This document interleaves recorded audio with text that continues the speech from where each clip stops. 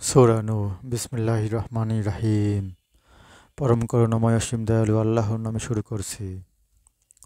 নূহকে আমি তার কওমের প্রতি এ নির্দেশ সহ পাঠিয়েছিলাম, তুমি তোমার কওমকে তাদের প্রতি শাস্তি আসার পূর্বে সতর্ক করো। সে বলেছিল, হে আমার কওম, আমি তোমাদের জন্য স্পষ্ট সতর্ককারী।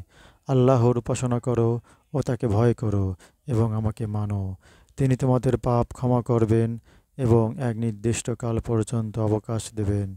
আল্লাহর নির্ধারিত কাল আসতে বিলম্ব হয় না, যদি তোমরা জানতে। সে বলেছিল, হে আমার রব, আমি আমার কওমকে দিন-রাত ডেকেছি, কিন্তু আমার ডাক ওদের পলায়নকেই বৃদ্ধি করেছে।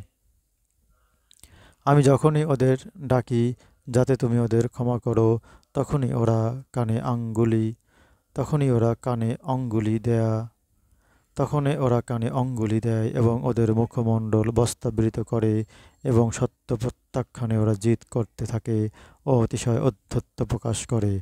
অতঃপর আমি ওদের প্রকাশ্যে ডেকেছি, পরে আমি সোচ্চার প্রচার করেছি এবং নির্জনে উপদেশ দিয়েছি। বলেছি, তোমাদের রবের কাছে ক্ষমা প্রার্থনা করো, তিনি তো মহা ক্ষমাশীল। তিনি তোমাদের জন্য প্রচুর বৃষ্টিপাত করবেন। তিনি তোমাদের সমৃদ্ধ করবেন ধন সম্পদ ও সন্তান সন্ততিতে এবং তোমাদের জন্য স্থাপন করবেন উদ্যান ও নদীনালা প্রবাহিত করবেন। তোমাদের কি হয়েছে যে তোমরা আল্লাহর শ্রেষ্ঠত্ব চাচ্ছ না? তিনি তোমাদের সৃষ্টি করেছেন পর্যায়ক্রমে।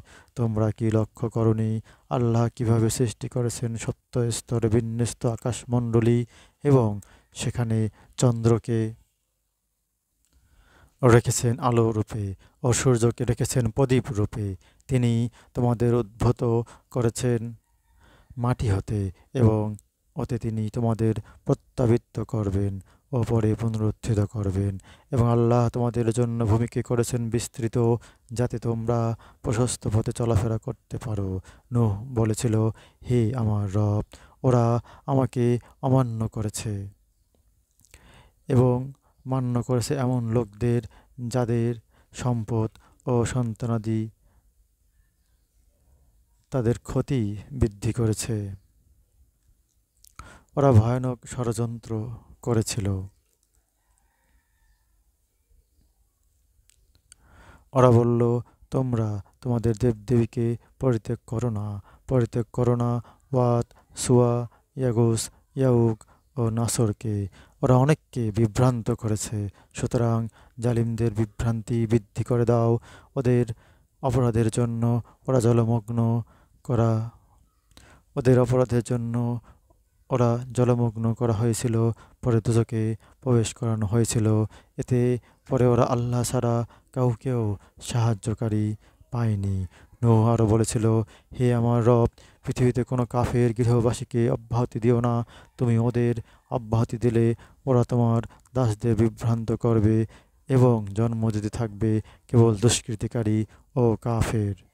হে আমার রব, তুমি আমাকে, আমার পিতামাতাকে এবং যারা বিশ্বাসী হয়ে আমার গৃহে আশ্রয় গ্রহণ করেছে তাদের এবং মুমিন ও মুমিনাতদের ক্ষমা করো এবং জালিমদের সম্পূর্ণ ধ্বংস করো। সূরা নূহ আয়াত 1 থেকে 28। হে আল্লাহ পাক, আমাদের সবাইকে কোরআন বোঝার তৌফিক দান করুন, আমিন।